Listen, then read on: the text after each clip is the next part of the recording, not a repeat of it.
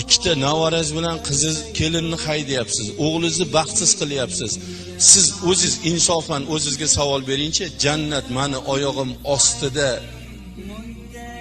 deb o'ylaysizmi? Shu gapga o'zingiz ishonasizmi? O'zingizni ishontira olaysizmi? Boshini egib o'tiribdi.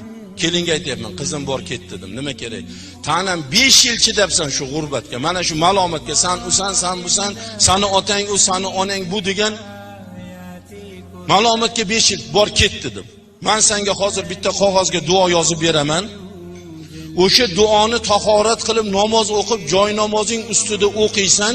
Mana yangi yilga 10 kun qoldi. Xudo xohlasa qaynanang yangi yilni do'zaxda kutib oladi, xudo xohlasa. Javob beraman shu gapimga desam, "Voy bolam, meni kechiring, meni ahmoq qaynanangizni kechiring" deb qo'rqmas ekansan dedim.